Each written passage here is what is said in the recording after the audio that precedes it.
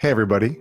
In this video, I'm going to talk about narratives, stories, and how when you become aware of the story that you're telling about yourself and your life, how you can be empowered to change your life. And I'll stand by that so strongly because in my life, when I became aware of the stories that I was telling, the narratives I was living, it radically altered my life. And I really wanted to record this video because this week I've had 3 different incidences within 24 hours where people were sending me messages or asking to talk. And essentially it boiled down to their story. So first off, just become aware of the fact, are you aware that you're in a story? Are you aware that you're telling a story? Are you aware that you're a character in a story? And the story happens to be your life, but are you aware of that? I had no idea, 0 idea that this was even a thing. So a few years ago, I had an incident that happened in my life, and I went to a friend's house and I was so sad, and I was telling him the story.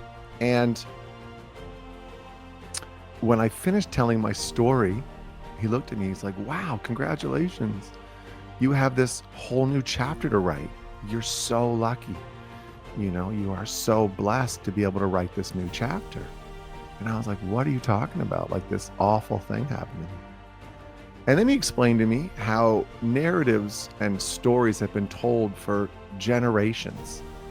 And we believe things to be true just based upon story. So the other day I was talking to a friend of mine. A very easy example is like, who said, be the change that you want to see in the world? Everybody thinks it's Mahatma Gandhi, but it wasn't Mahatma Gandhi. It was someone completely different.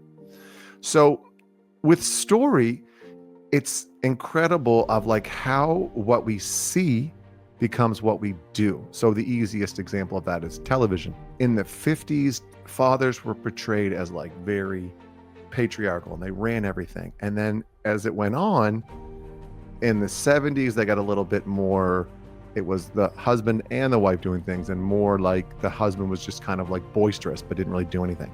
And then in the 80s and the 90s, the fathers kind of became like buffoons. And then now on television, fathers could be anything, but they're not just one thing. And then that story translates into reality, thinking about how, all the different roles that fathers play. That's just one example. So the amazing thing about when we become aware of our narratives and our stories, we can see where our life is going. We can see what's happening in our life and how we're the author of our own story. So then I started doing some research. So I came across some great stuff. Joseph Campbell is incredible. So this is the Hero with 1,000 Faces, and it just talks about story and how we, there's usually the story is we have an origin somewhere, and then we discover something, and then we have to go slay a dragon, and then we come back and tell that story. So that would be the Iliad and the Odyssey. Those are the famous examples from history. But in modern times, Star Wars is an example. Luke finds out, his origin story. Oh my God. And then he becomes the Force. And then he has to go slay a dragon, his dad. And then he comes back and he tells people about this and he helps. Harry Potter didn't know who he was, had the origin story, goes and gets his powers, and then he has to slay his dragon, Voldemort, and then he goes back and tells people about it. So we all have these dragons that we have to slay in life. And the only thing is that as I learned this, is that all these stories, like this studio I'm sitting in right now, I just got off the phone with a guy who helped me work on this video. We spent an hour and a half on the video. I put my lights up. I have this little desk, all of the, this camera, the microphone. This isn't how my room is normally set up, but I put in a ton of effort in so to make the story easier to tell. So now it's going to be an 8-minute story, and then it will be edited, so it's very easy to consume because this is what we're used to. but there's so much effort that goes into that editing process. And sometimes that's why they make documentaries about making the story, because that's almost more interesting than the story. But in our own lives, we don't have that. So we have, we watch these things all the time. So like, you know, we have Netflix and we have Crave and we have HBO and we have all these choices of things to watch and to see story. And then when we look at our own lives, we're like wondering like, well, why doesn't it so simple for me? Well, that's all been edited. And also like, there's only like a dragon or like one thing to overcome. And then like, that's why sequels don't always work so well, because the story gets stale and boring. But our lives, we have to keep learning things and we have to keep slaying dragons. It's not like we just learn and then we are finished and then we just go back and tell our story and we're done. There's more to life than that. And so there's two different things that I want to kind of get across in the video. Is like, one is just, what story are you telling? Like, where are you in your story? Like, what narrative are you telling? Are you a victim? Are you a damsel in distress? Are you a hero? Do you take responsibility? Are you in control? Are you out of control? Are you a crazy person? So for me, one of the big things I learned about this was like, I always wanted to be funny. Like, I'm pretty funny. My dad's hilarious. You know, humor is very important in our family. But I always had to be the person that like told the funny story, or I always had to like, say the funny thing. And when I was learning about all this narrative stuff and I was reading, you know, Joseph Campbell, I started being like, oh my God. And I saw how I would like, because I was playing a character. And what benefit I got from this, and this is really why I wanted to make this video today, is because when I stopped doing that, I was able to go in a situation to just be like more in the present moment, which is something we've talked about in other videos. So when you drop telling the story or being the character, you can become more authentic. So like, a lot of this is like with guys or girls who played sports, or they go refer to high school. Now, a lot of television will have coming of age stories, and we love those. And then when we age, we almost like, oh, those were the good times. Those were the good old days. I didn't have as much responsibility. Oh, I was fitter. I was prettier. I was more handsome. I was whatever the thing is, which takes us away from now, which takes us away from the present. And that's something that I really want to, you know, talk about on this channel. And, you know, we can only live now. We can't live anywhere else. Learn from the past, plan for the future, but we can only live now. So like, where are you living and what character are you playing? An easy way to look at this is your clothes. What clothes are you wearing? You know, when I learned about this stuff, I was wearing clothes. I literally was dressed like a 15-year-old. Of course, that's when my mom died. So like, I was dressed like a 15. I talk like a 15-year-old. I act like a 15-year-old most of the time. And then it's like, oh my God. So where are you? What are you doing? What are you wearing? What's your hairstyle? Like, what words do you use? You know, like when I get together with my friends from university, I never say dope anymore. It's so dope. And then when I get my friends with my friends from university, I say that all the time.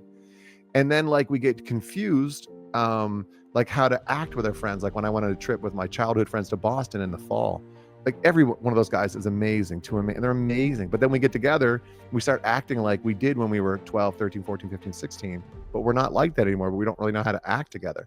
So what are you doing? And then how are you acting? And then the second thing, which is super empowering, is how do you want to change your story? How do you want to change?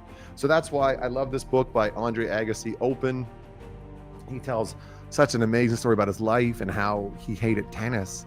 And then when he finally admitted it and he faced he faced a ton of demons and a ton of dragons, he got to a place where he was using tennis as a vehicle to help children and to make schools, essentially. And he married Steffi Graf. So, I mean, you know, he married one of the greatest tennis players of all time. And another story is The Alchemist, which is incredible as well. That is a story that's timeless. And it just is a story of, you already are where you need to be. You already have all the gifts. We already have all the gifts. And the stories just, we don't believe it. And, you know, like making this again raw and personal, like I have so many things going well in my life, but I don't like prospecting for my business. Oh my God, it's like my most disliked thing. And then like, I tell myself that story, so then it becomes difficult. But if I'm so attached to the outcome of trying to offer people my services, the coaching services I'm doing, I get so attached.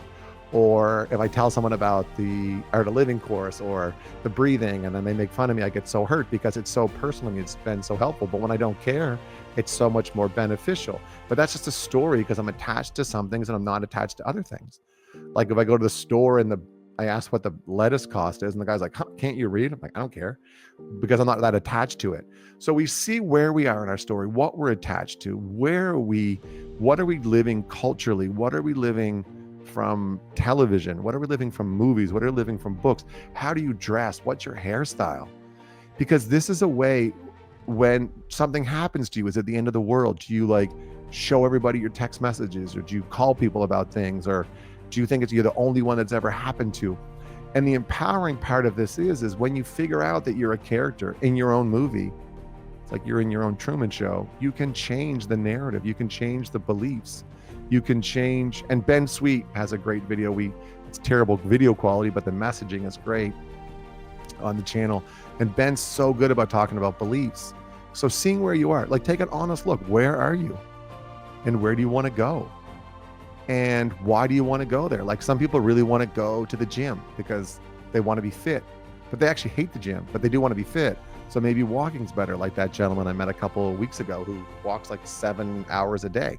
Well, if 7 hours a day is too long, well, it's not for him. You know, that's how he lives his life, and that's how he's found it. So what is the story that you want to tell? How do you want to be? Like, do you always have to be the loud one? Are you always have to be the funny one? You know, that's what I was guilty of for so long. Can you be quiet? Can you listen?